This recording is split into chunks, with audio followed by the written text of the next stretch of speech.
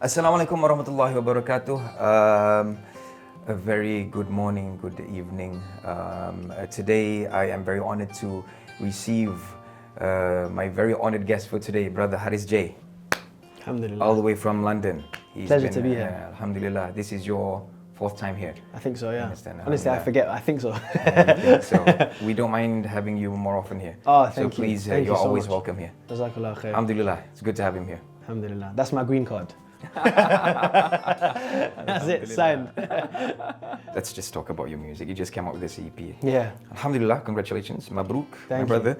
Alhamdulillah. Are you happy with this? I am actually happy with this. It feels different to like when I've released other projects. I feel pride. So I know why I started to work on the project. I feel the same way as I did when I started working on it, which means that I haven't been wavered from my direction, which is nice, you know? Like I hope this project can allow people to crave Allah's presence in a way that's a little bit more light-hearted than usual, basically. So this album, this EP, you plan to do any concerts in Malaysia? I would love to. I'm planning on coming back and definitely doing a concert. This trip is very short-lived. I'm coming here just to kind of, I guess, like announce a return and just let people know what I'm doing again. Then hopefully I can come back and do a concert with your blessing. Inshallah. Why my blessing? It's your country, man. I'm gonna check in next time I come. Inshallah. You're most welcome here. Do you still love performing? Do I still love performing? Yeah. You look forward to it? No, I don't like performing. I think recently, alhamdulillah, I've learned how to be on a stage and not be so performative and just kind of be myself and like assess what the moment requires of me. Like, exactly, because each performance is different, right? Like each audience will crave a different kind of energy from you. I'm kind of learning and enjoying how to find myself through each performance. The other day I was on stage in Southeast Asia. It wasn't like a show, it was like a guest. I just came to surprise, like a high school festival thing. You know the hysteria from some people in the crowd when you lock eyes with someone. It's a very surreal feeling. You look at someone and they kind of lose their minds. I became used to that when I was a kid. I haven't really had that in a long time, but it's different over here, and it reminded me how uncomfortable I am with that. I don't think it's good to be comfortable with that. The feeling of like knowing that if you look at someone, they lose their minds. Understood. I should realize that that's kind of not a healthy thing, I understand. and detach myself from it, kind of. I'm sure you've gone through so much to be able to know that you need to properly construct, your answers. Yeah. And I'm sure, because you started very young, man. I was the total opposite. I started very late. Really? Yep. How old were you when you released your first? I was first 28. I was married with one kid Wow, already. you're my age now. That's crazy. I started at 28. It was in some singing reality show. I was the eldest. Okay. Everyone else was like 16, 18, 20, Wow. and I was like 28. Wow. Married with a kid. And you did well in the show? Alhamdulillah. Alhamdulillah. Got second place. MashaAllah, crazy. Alhamdulillah. You showed all them youngsters. You came there, you were like, listen, you guys got a lot to learn. Hold on. Yeah, that's sick. Yeah. MashaAllah. So there were times when I thought, I wish I had started younger, because I see people who start at a very young age, even over here. It's not easy at a certain age for you to control fame and the people around you, giving wrong advice. Allahu Alam. I'm very glad I actually started quite late. Yeah. Because I had already gone through so much in life to be able to weigh in on things and, okay, is this correct? Is this not? You right? had balance. Exactly. Yeah, I didn't have that. I didn't have that. Everyone has their own journey. I would say that I don't think I let it affect me as much as like a lot of other people. I remember coming off stage from my first like big show. I was in South Africa. I've just performed in front of 20,000 people in like a stadium. And my dad, he called me and he said, he saw videos and he goes, look, this feeling that you're feeling right now, this like endorphin release, he goes, just notice how amazing it felt and notice how short-lived it will be. Because of that, don't ever allow yourself to become addicted to chasing it, because every time you get it, you won't be able to hold on to it, and then you'll become depressed in trying to chase this feeling that will never last and will never fulfill you. So those words, they stuck, because I was after like my first show. It was like quite a deep thing to say to a 16-year-old, It stuck with me, and that really guided me through like all of the success I had. I feel sorry, to be honest, when I see certain people, starting at a very young age. But who am I to be able to go and tell these people, you have to go through it yourself. So I'm sure you also went through a journey. You were on hiatus for quite a while, actually, I think. Yeah. After the second album?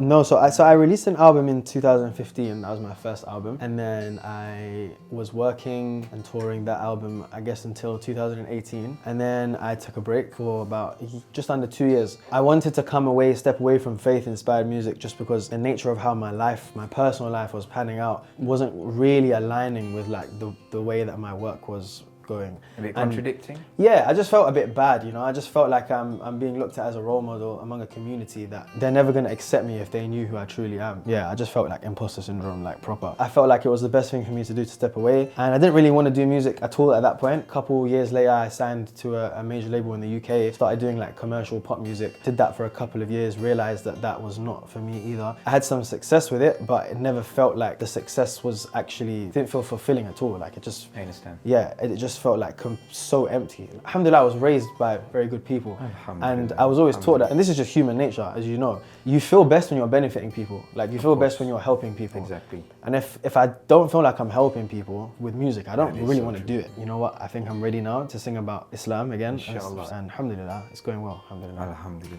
I'm actually more amazed with that story you said when you were, that first album, and then you wanted to go a different direction. For me, that is a huge blessing for you to be able to realize that. Yeah. And then you had the chance to actually do something that you actually wanted to do. You know, that's such a huge blessing. There's just a time when you want to hear good things about yourself. And then I started realizing that you will never be satisfied or happy because you can never satisfy anyone. Yeah. So you're doing it for the wrong reasons. Whatever you just told me is pretty much similar to what I've gone through. So many people have the potential to be well known. You find yourself constantly chasing the adoration of others. That completely goes against and is the opposite of what you're supposed to be doing as a Muslim. True. You're supposed to be striving like for Allah to be pleased with you. So it's very hard to kind of balance that with also being a Muslim and being a slave. Like our truest form is that we're slaves of Allah, you know. Only now have I learned that is where I'm happiest. When I'm on the floor, on my hands and knees, praying to Allah, then being like adored by like thousands and thousands of people on the stage. You should be riding horses more. Yeah, exactly. Interact with nature. Yeah. You know, in Malaysia, a lot of these celebrities are more vocal because it's a Muslim country. Yeah. But what is going on right now? Palestine. What's it like coming from London, you know, with what's going on now? Do you feel like you have a part to play in this? Honestly, man. Yeah, for sure. Since I was a kid, first started like, I guess, becoming well known, I was vocal about Palestine. Way before all of this, October 2023, like my first ever song that I ever published was called Free Palestine when I was 13 years old. It's the first thing I recorded in the studio. The Palestinian plight has always been something very, very close to my heart. Even if you look at my first ever trip to Malaysia in 2015 and Indonesia in 2015, I'm wearing like a Free Palestine bracelet. I've steadily been kind of fight for the rights of the Palestinian people. I always have something, like even now, this is the Gaza? Yeah.